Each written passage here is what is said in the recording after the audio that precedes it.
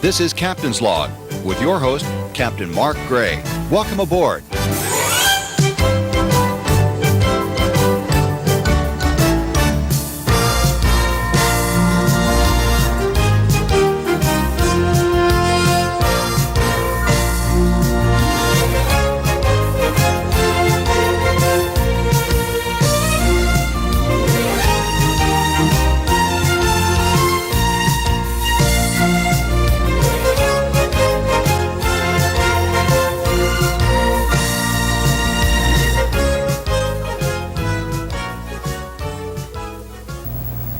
Please welcome our guest, Mr. Bob Armstrong of American Marine Surveyors.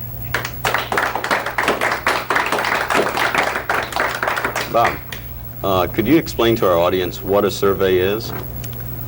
Well, there's many different kinds. You can get, by names, you would have like a condition evaluation, which would be done on almost all boats. And then within that category, you have whether you're a buyer survey, a seller survey, appraisal, donation. But for the people that don't even know what the word survey means, a guy that never went on a boat in his life, and he just bought one, and he got a 40-foot yacht for $1,100, right? And his buddy said, well, make sure you get it surveyed. And he goes, what's that? Well, could you explain to a new person, you know, not into boating, what would be entailed, what happens in the process? Basically, the reason for a survey is to find out the condition of the vessel.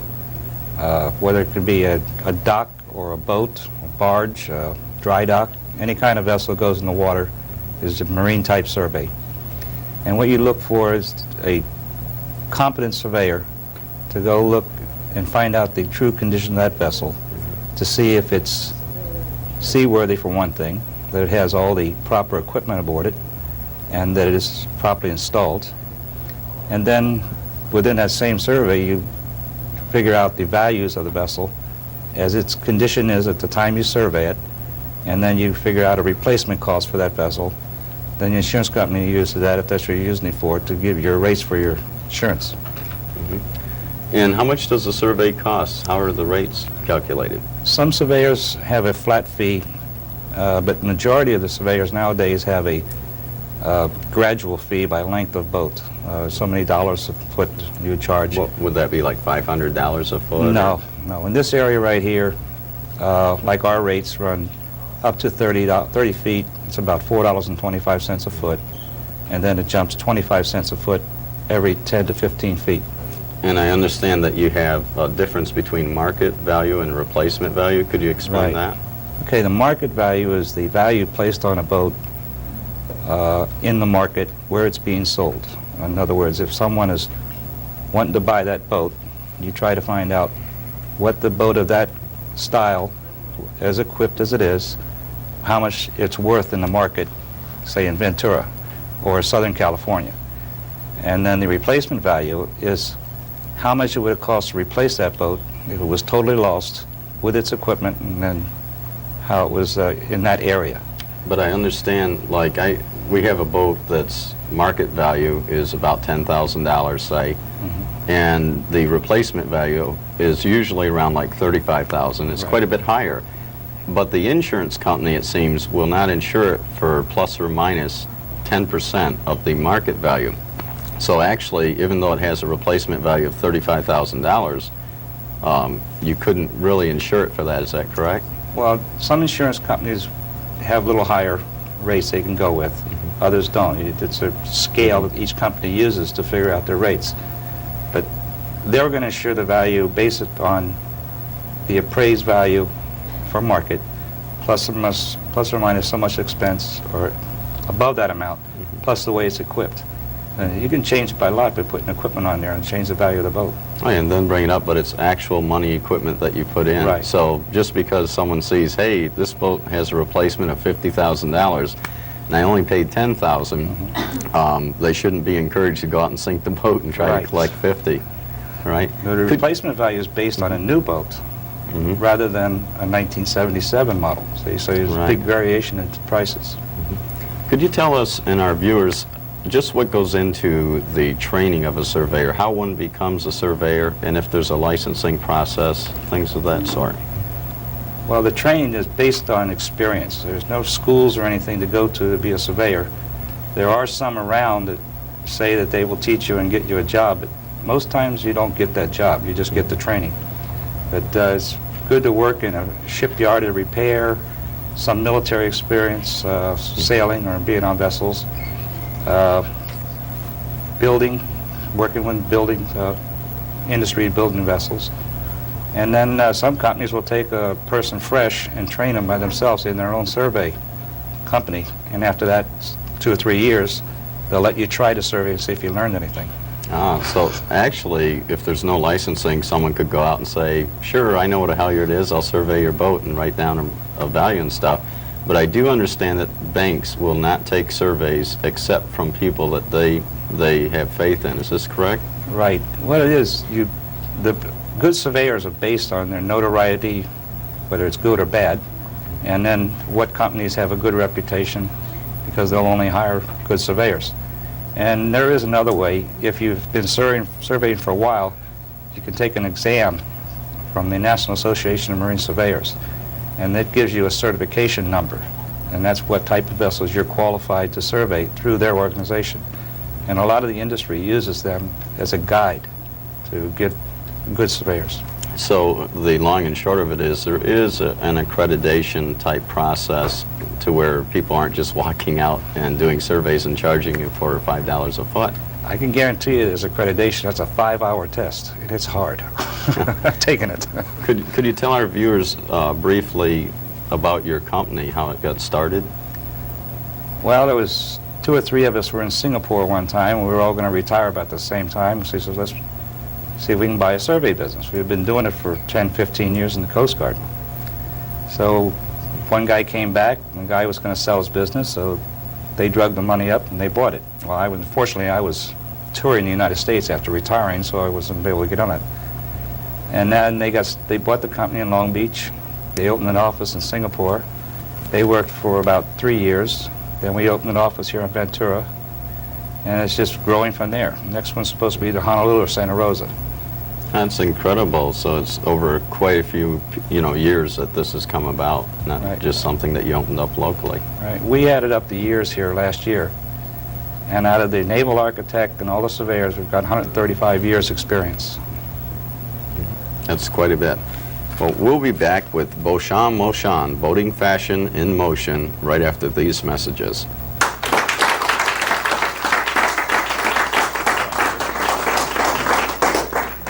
Catalina yachts are time-tested and a sailor's choice, with over 50,000 boats made with pride in the USA.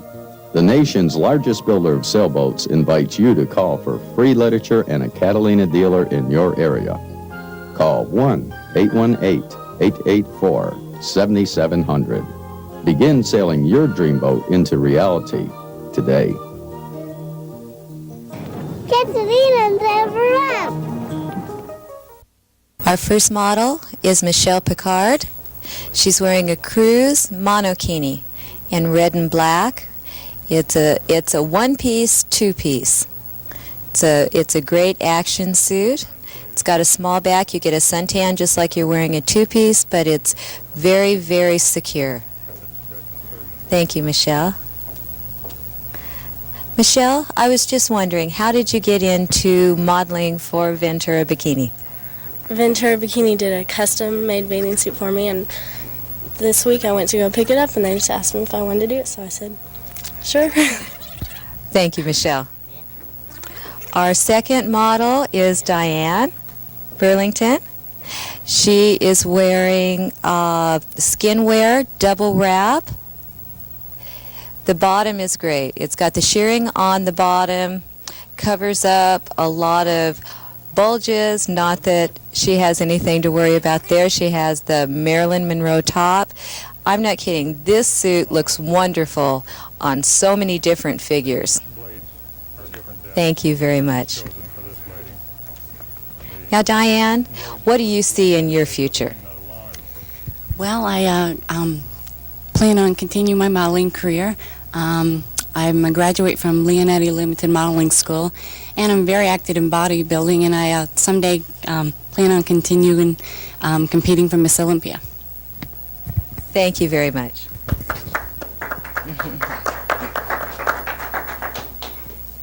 Our next model is Johanna De Hoya. She's wearing a California high cut. She was a poster girl with this suit. This is a string bikini. It's got the triangle top. Johanna just won Miss Sun Queen at the Fiesta del Sol here in Ventura Marina. Now, Johanna, tell me, what do we see in your future? Hopefully getting married with my baseball player and have lots of little sluggers running around. Thank you very much, Johanna. Our next model wearing a just beachy cover-up is Kathy Delano. This cover-up comes in quite a few different colors. It's all cotton. It has pockets. Very comfortable to wear over bathing suits. You can get away with wearing this at night for a little mini skirt. Now, Kathy, tell us what you do in your spare time. I enjoy spending my summer days at the beach working on a tan. I love to go to the gym, and I love to sail. Thank you very much. Back to you, Mark. Thank you. Thank you. Beauchamp Motion, Boating Fashion in Motion with Miss Donna Russell, sponsor and coordinator. And the models that are so lovely, it's incredible to describe, beyond my description. Now we're back. Please welcome Mr. Bob Armstrong of American Marine Surveyors. And you're gonna tell us what this abstract painting is, if I'm correct, right? And I understand those are termite droppings, you say. That's what they are. Could you tell us how you collected these? Well, I had the call to do a survey on this wooden boat, and I went down there, and the lady, she says, well, you have to excuse this mess. She says, I'm trying to clean it up, and she's sweeping up these little droppings. And I picked them up, looked at it, and I said, I think you got termites, lady. She says, termites on a boat? I never heard of such a thing. And I said, well, I'll try to find out where they are. It was in her galley, and it was up in the galley door. And she says, well, is that all? And so I started crawling around, and I found them forward underneath the V-berth. I found them in strength members underneath the deck back aft. So if we see little dust-type things of that Right. sort, then we could assume it's termites on the boat, especially on a wooden boat. I guess a fiberglass boat might not have as many. Well, I heard somebody ask before about fiberglass termites. I haven't seen those yet, but maybe someday they'll develop.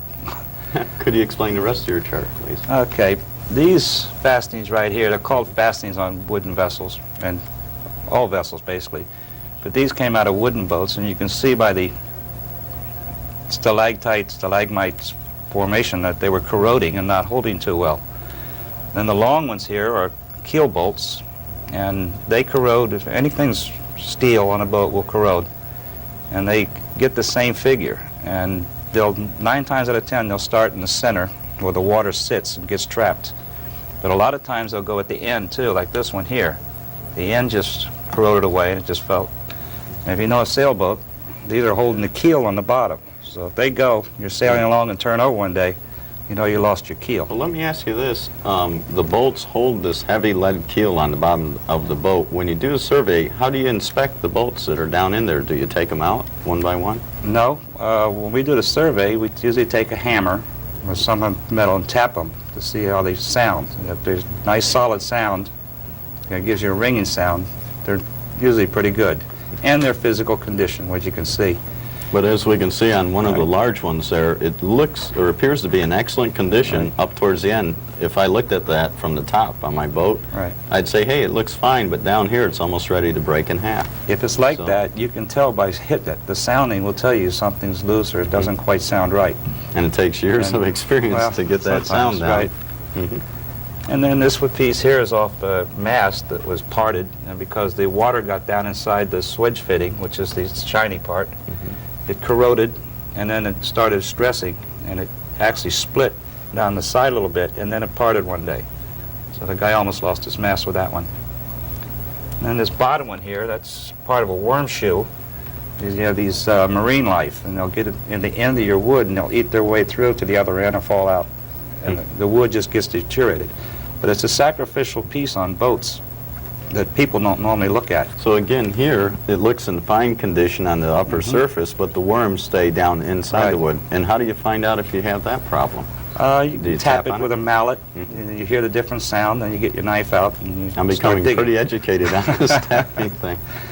Then the other two here, well, the top one up there is an aluminum nut. This It's a lock washer type, locking type. Someone had that on their steering, and they had a steel linkage to all the steering with an aluminum nut, and it ate the aluminum up, and the steering fell apart, and had to be towed in. And the other two here, the one there was rotted wood, just from This one fresh, here? no, the other one. This one? That got fresh water in it, and it rotted. You can feel it. It feels like a sponge. Yeah, I've heard that if you only put salt water on your wood and in your boat, that you won't have that problem. Is that true? Because I've heard the opposite also. No, you can get some rot from salt water too. It depends on how the salinity content is and then how much the wood absorbs. Because the salt will stay outside the wood, and the fresh water from the salt will seep inside it. So it's about the same, but is salt water, would you it's say, much better? better, much better. Right. Mhm. And the other one, last one here, that's a frame out of a commercial fishing boat.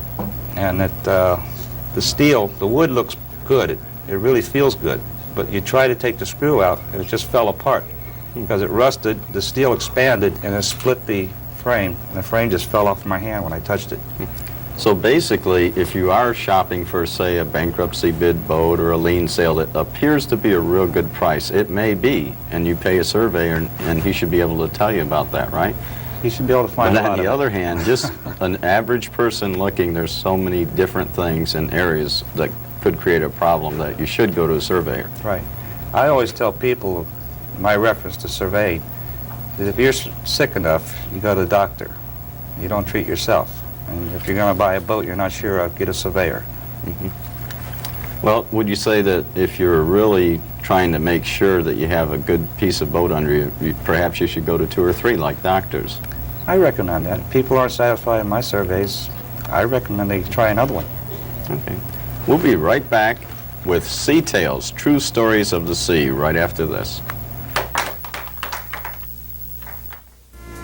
Marina sailing, experience it, the vacation of a lifetime. Islands to explore, sheltered coves to discover, clear water to enjoy. You say you don't know how to sail? Well, that's okay, because we've been teaching people to sail for over 25 years. In fact, we're California's oldest and largest sailing club with 70 boats and 3 locations to serve you. Come on down, take the challenge.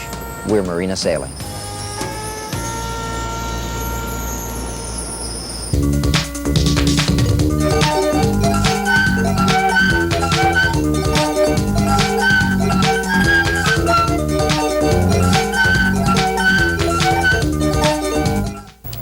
Please welcome our guest for the Sea Tales segment of the show, a true boating story aimed at making a safety point, Mr. Hal Newcomb.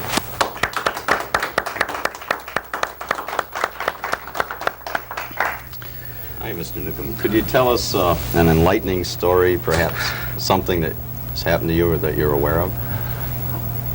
Most people don't like to tell stories on themselves because most often it is embarrassing. But there's an old saying, it's older than I am, that there are old skippers and there are bold skippers, but there are no old, bold skippers. And this is probably something that's been borrowed from the airplane pilots and others, I'm sure. But having had perhaps over 50 years of experience here in the Pacific, past the international date line and locally, I've always prided myself on being a very prudent person when it came time to go to sea. There are no taxis and very little help when you really need it, and I've been party to some rescues and I've seen some people bobbing in the water that didn't wave back. So I'm quite aware of this. Several years ago I broke my arm, and at that time I was an owner of a 42-foot power cruiser, and I spent every week on that boat, every weekend, 2 or 3 days a week on the boat, and really looked forward to the hours that I spent on this. And more often than not I soloed, meaning that I went out by myself and Just was quite sailed capable. Single-handedly. Yeah, single-handing, that's exactly what it is. And it sounds like it might be a big job, but once you get underway on a 40-foot power vessel, there are very few things that you have to do other than set it in automatic pilot, and if you have one, and make sure you've plotted a proper course. Well, I had broken my arm, and took me out of action for 3 or 4 weeks, and I became a little anxious, and a little over-anxious in order to get back on my boat, and I made the mistake of getting underway in the usual fashion by making fast my lines aboard so that all the loose gear was properly stowed, got out of the slip, started out the marina, and in this particular harbor, which happens to be Channel Islands Harbor, as you clear the breakwater, there's a pronounced surge at times coming in from the southwest. And after I'd cleared the harbor and was well underway, full tank of fuel, had a pretty good range, automatic pilot, I thought, oh my gosh, I forgot to secure my fenders. And if there's anything that looks worse to an experienced sailor is to see a vessel underway with fenders flopping in the water. So I thought, I better get those aboard. And as I was in the process of doing so, we caught one of these wild, turbulent waves that just caused a great big roll, a snap roll. And the first thing you'd think, that guy better start praying. Well, that's exactly what I did. Because if I hadn't dropped to my knees, my center of gravity would have been above the lifeline, and I would have toppled over the side with nobody aboard, no life jacket, no trailing lines, nothing to help me, and far enough out of the harbor that no one would have seen me. And my vessel, an automatic pilot, headed as far as it would go until it ran out of fuel. The moral of the story is that I shouldn't have gone out under those conditions, and having done so, I should have made quite certain that I was well prepared to put to sea. But it had a good ending. I did complete my cruise, and I was out for 3 days and came back happily. And as I sat in the dock on my return, talking to my wife and my daughter about my experience, the man in the slip next to me came in under sail with the mainsail up and no jib, and proceeded to come into my slip while I was already there. So it just goes to show you that it can happen at the dock. So I guess the moral of the story is that you can't be too prepared, but you should not be in a rush. You know, take your time and don't rush things, and when in doubt, don't. If the weather might get bad, assume it will. Things of that sort. Exactly right, Mark. And even the most judicious and experienced sailor will run into experiences, as we heard earlier from this one gentleman. Very experienced, very knowledgeable. It still can happen. So the person who just doesn't use good common sense is certainly going to become a statistic. Well, there certainly are enough statistics out there. If you pick up a nautical paper, we have quite a few people that die. And unfortunately, it's a lack of training, knowledge. People in a hurry. Hey, I have a boat, I want to get out. So I do appreciate your coming, Mr. Newcomb. Thank you. This has been Captain's Log.